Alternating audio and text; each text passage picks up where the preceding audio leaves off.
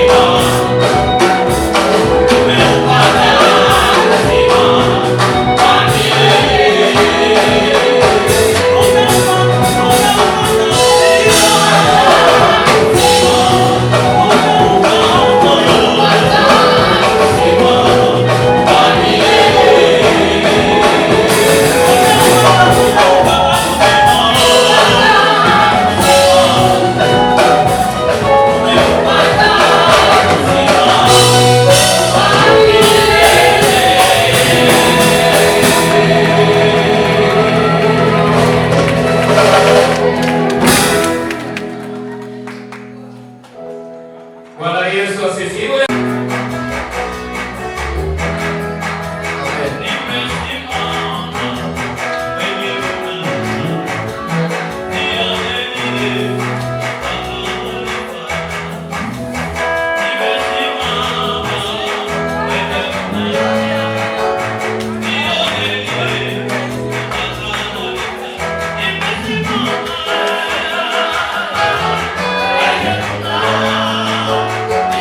Yeah.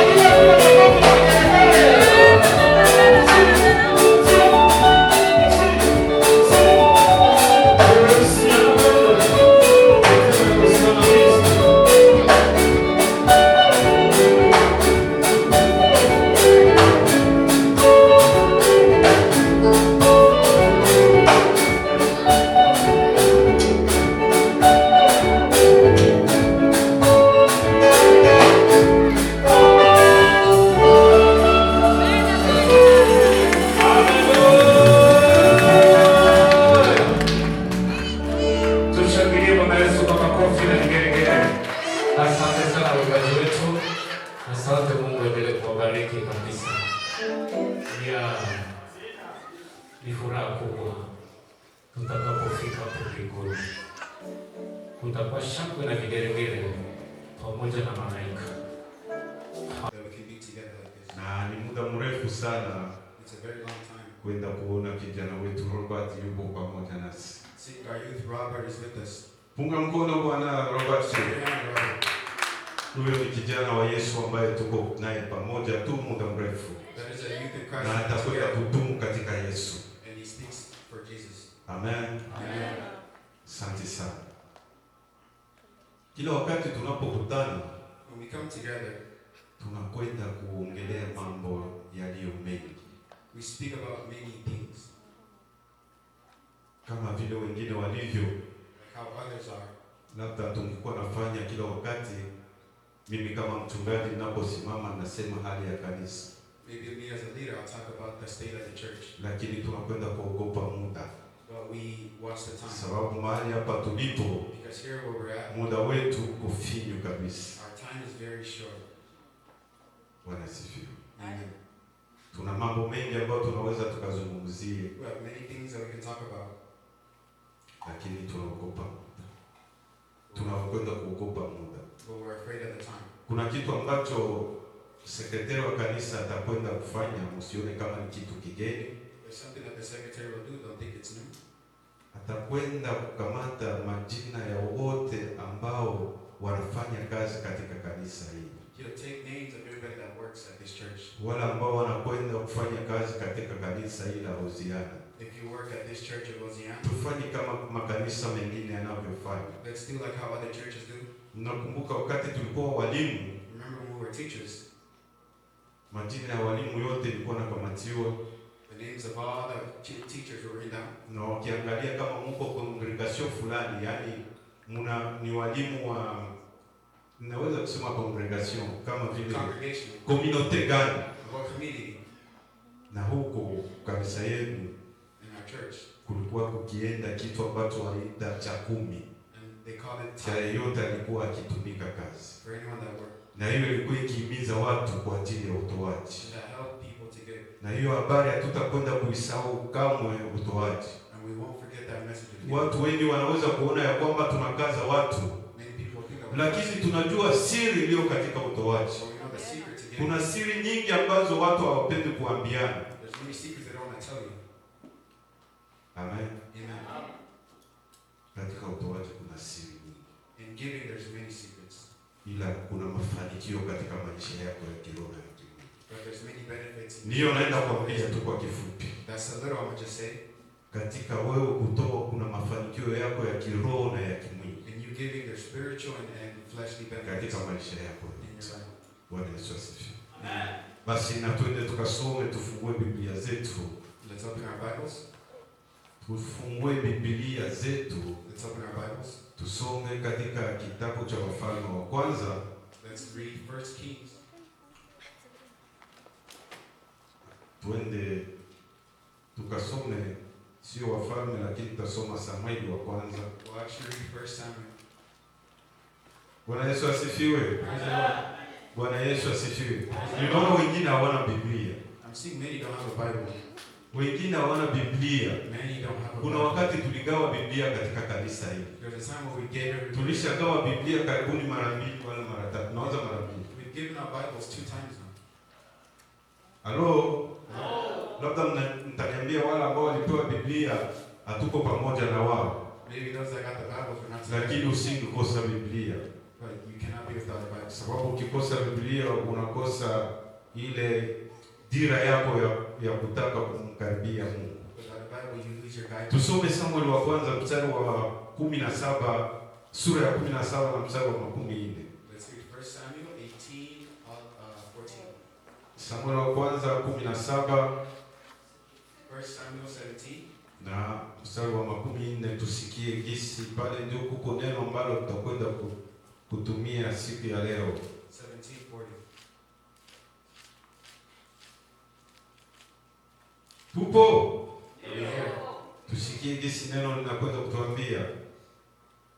Neno linakwenda kutuambia, The word says, akaichukua fimbo yake mkononi. he took his weapon. Labda utajiuliza ni nani huyo? Ni kijana Daudi. This is talking about the story of David. Akaichukua fimbo yake mkononi, And he took his whip in his hand. akajichagulia mawe laini matano katika kijito cha maji. And he chose 3 or 4 rocks in the water. Bwana Yesu asifiwe. Amen. Hiyo ni habari ya kijana yetu ambaye tulikwenda kumfahamu, kijana hodari ambaye tulikwenda kuita shujaa.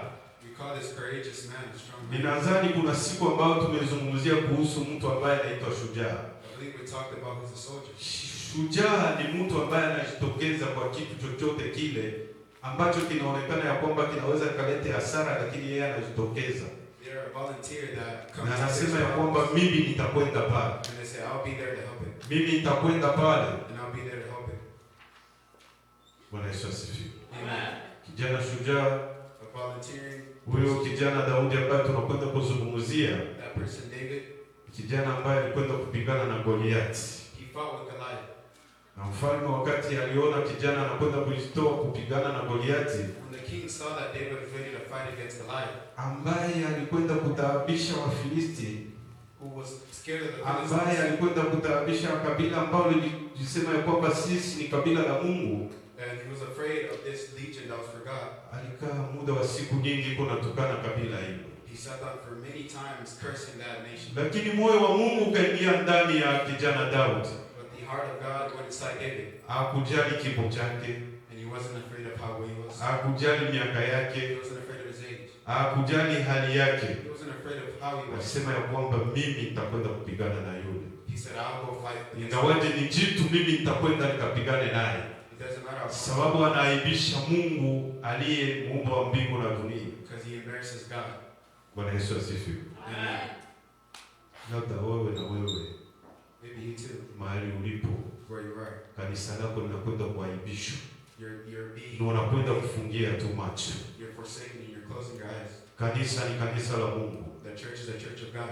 Mungu aliye hai, God that is aliyeumba mbingu na dunia. who made the heavens and the earth. Lakini kijana Daudi But David aliona si vema saw that it wasn't good watu watoke ili wapate kutukana Mungu aliyemuumba wa mbingu na for dunia. people to disgrace the name of God. Na Biblia inakwenda kutuambia The Bible tells us yeye alipojitoa atakwenda kupigana na Daudi na Goliathi, when he came out to fight Goliath, alikwenda kwenye maji, he went into the water.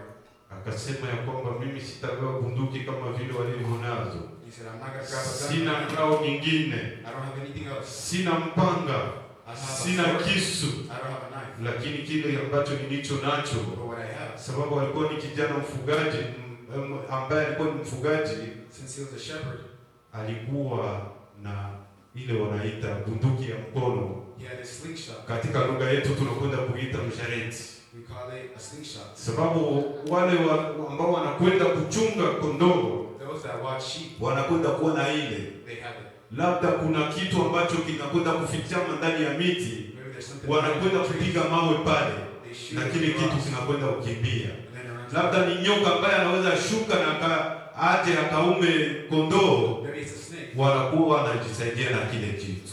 and it stops them from biting. Kijana yule akajitoa, And the youth gave himself up, akaenda kwenye kijito, and he went into the water, akajilokotea mawe matano, and he grabbed 5 rocks. na mawe yale And those rocks, tunaambiwa yalikuwa mawe matano laini, we're told that they were very, yaani ukiyagusa unaona ya kwamba ni mzuri sana, so when you touch them, they're ni smooth. mawe ambayo ni laini. They're very smooth. Akayatia kwenye mfuko wake wa kichungaji. And he put it into his pocket. Bwana Yesu asifiwe. Amen. Wewe ni mchungaji, You are a leader. labda katika jamaa lako wewe ni mchungaji. Maybe in your family you're a leader. Ni vizuri kuwe na mawe matano kama haya ambayo ndugu yetu Daudi alikwenda kujichagulia. It's good for you to have the Na rocks. that ukikuwa na have- mawe matano haya, tunaambiwa ni mawe laini matano, And if you have these 5 rocks, utakwenda kuishi vizuri na ndugu zako, you'll live good with them. utakwenda kuishi vizuri na watoto wako, You'll live good with your children. labda pamoja na mke wako, Maybe with your wife. labda pamoja na majirani zako, Maybe with your neighbors. sababu yalikuwa mawe matano laini. Because there are 5 rocks. Ni haya alikwenda kutumia kwa kupigana na Daudi na Goliathi. This is what he used to fight Goliath. Mawe matano laini, 5 rocks. mawe matano laini, 5 rocks. ndiyo ambayo tutakwenda kuzungumzia siku ya leo. That's what we'll talk about today. Tuone sasa kila jiwe kama lilikuwa na kazi gani. Let's see what every rock did. Tuone kila jiwe lina maana gani. Let's see what every rock had to do. Bwana Yesu asifiwe. Praise the Lord. Tunaambiwa yale mawe aliyachukua, We're We're told that he grabbed those rocks akayaweka kwenye mfuko wake wa kichungaji. and he put it into his pocket. Wewe ni mchungaji, You are a leader. moyo wako uwe mfuko wako. Your heart should Katika be moyo wako kuwe mambo mengi ambayo utakuwa nayo, and your heart should be lakini yatakuwa mambo ambayo yanaleta ulaini, but it'll bring many ambayo yataonekana ni mambo mazuri ambayo yanaweza yakafae watu. which can really help you. Bwana Yesu asifiwe. Akasema ya kwamba kila jiwe litakuwa na kazi yake. And he said every rock will have its La job. kwanza akaliita kusadiki, The first one he called it Sadiq. la pili akaliita kutegemea, The second one he called it to trust. la tatu akaliita uwezo, The third one he called it strength. la nne akaliita kujitolea, The fourth one he called it volunteering. na la tano akaliita imani. The fifth one he called it faith. Bwana Yesu asifiwe. Amen.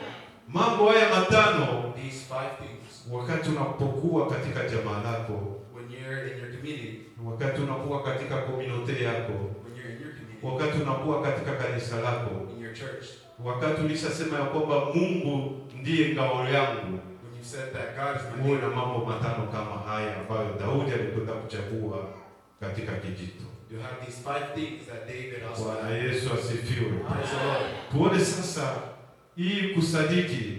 Tusome katika Isaya, Let's read in the book of tusome Isaiah. katika Isaya tuone jinsi ilivyo. Let's see what it says. Isaya, Isaiah. tusome Isaya Isaiah sura yake ya 13 na mstari wake wa 10. Isaiah 43:10. Isaya 13 mstari wa 10. Isaiah 43 verse 10. Inatuambia hivi And it says this. ya kwamba ninyi ni mashahidi wangu, asema Bwana, You na are mtumishi niliyemchagua, mpate kujua na kuniamini na kufahamu ya kuwa mimi ndiye kabla yangu hakuumbwa Mungu anaye yote, wala baada yangu mimi hakuwapa mwingine. Bwana Yesu asifiwe. Amen. Bwana Yesu asifiwe. Amen. Huyu ni yeye mwenyewe anakwenda kuzungumzia ya kwamba yeye, This is Yeah, God yeah. himself speaking. nyinyi muwe mashahidi wangu, That you will be my witnesses. nyinyi ambao mlishachagua njia yake You that have already muwe chosen, mashahidi wake. you'll be my witnesses. Ndio vile maana nilikwenda kusema ya kwamba That's why I labda said, wewe utaenda kuona kanisa lako linatukana, maybe you'll see your church, bali uwe shahidi wa kanisa lako, be a witness of your church, lakini wewe unaona fatia yale matukano ambayo kanisa lako linakwenda kutukana. but you listen to what they're saying about Unaona your church. Mungu anakwenda kutukanwa. You see God being Wengi talked. wanasema ndugu wetu Waislamu, They see our ukiona hivyo church. unaongea If you listen hata to them, atukane Mungu, wewe uache tu vile. just leave them even if they're talking about God. Bwana Yesu asifiwe. Amen. Si hivyo, Isn't it like that? si hivyo. Isn't it like that? Kuna wengine wanasema ya kwamba There's others that say that. wale wanajua Biblia, Those know. na uhakika na wewe unajua Biblia. I believe you know the Bible. Biblia ni kwako, iko ndani ya moyo wako, The Bible's in your na heart. uzingatie ya kwamba Mungu aliyeumba mbingu na dunia, na ndio aliumba yule ambaye anazungumza vile, And the God that made the world is the same one that made that person speak. na yeye mwenyewe anasema ya kwamba tuwe mashahidi wake. And he said, be my witnesses. Tukiwa mashahidi wake tutakwenda kutangaza injili yake. And be my witnesses. Tukiwa mashahidi wake tutakwenda kujitapia yeye. And we'll be with him. Tukiwa mashahidi wake hakuna kitu kingine ambacho kitakwenda kututikisa sisi. And as witnesses, nothing will shake Bwana Yesu us. asifiwe. Amen. Mtakuwa mashahidi wake. Will you be his witnesses? Wamoja waitiki. Tutakuwa mashahidi wake Will you be his witnesses? sababu ni yeye mwenyewe anasema, Because it's him himself saying, nyinyi mashahidi wangu, you are my witnesses. muwe mashahidi wangu. Be my witnesses. Katika kila hali tuwe mashahidi wake. In everything let's be his Mchana witnesses. kama vile usiku tuwe mashahidi wake. In everything let's be his witnesses. Tunapokuwa katika kazi tunakwenda kuwa mashahidi wake. When we're at work, let's Kuna watu wengine wanapokuwa makazini hawapendi ya kwamba wajue ya wao ni wa Kristo, other people at work, they don't want people na hali zetu zinakwenda kuonekana ya kwamba sisi sio wa Kristo, in our ways show that we're hadi not watu Christians. wanafikia kuuliza, sasa wewe ni akina nani kule? People ask you, what are you? Unakwenda kushindwa na unajikuna kwenye kichwa, And you start scratching unakwenda your head. kuogopa wala unasikia aibu kusema ya kwamba wewe ni Mkristo. And you're afraid to say you're a Christian. Lakini tuwe mashahidi wake. But let's be his witnesses. Tuwe mashahidi wake. Let's be his witnesses. Tuone jiwe la pili ambalo tuliita kutegemea. Let's look at the second rock. Tusome Wakorintho wa pili Let's read 2 Corinthians sura yake ya 5 na mstari wa 7. 5 verse 7. Wakorintho wa pili 2 Corinthians sura yake ya pili na mstari wa 7. Tuone jinsi inavyosema. chapter 5 verse 7. Wakorintho wa pili sura ya 5 na mstari wa 7 inatuambia hivi. 5 verse 7 says this.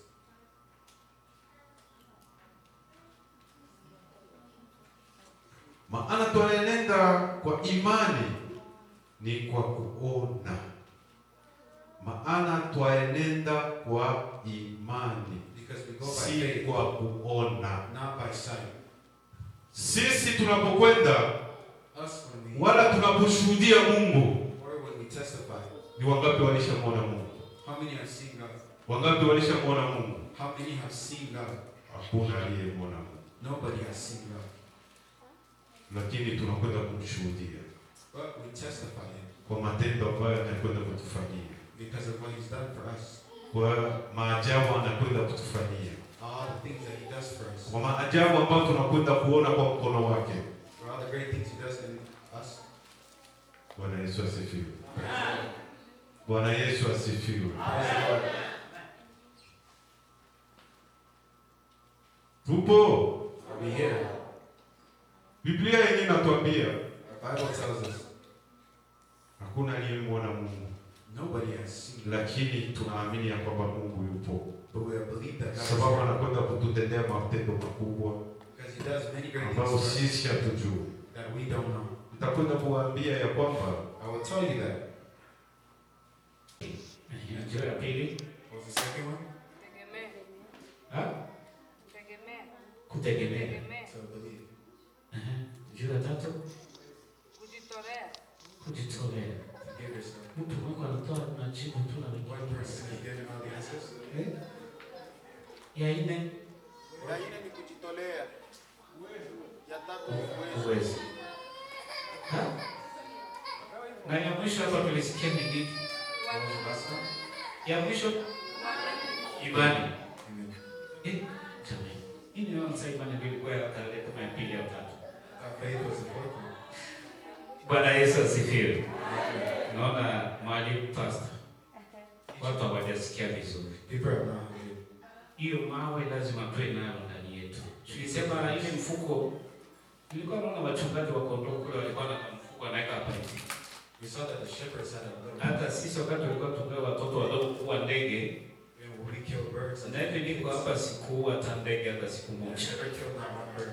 Lakini ilikuwa ni ile mshereti tunaweka macho mkale kama mfuko. But I had my slingshot. Nitaenda na wenzangu kule, lakini ya kwako hakuna siku I want niliwaka. my friend, but I would never get it.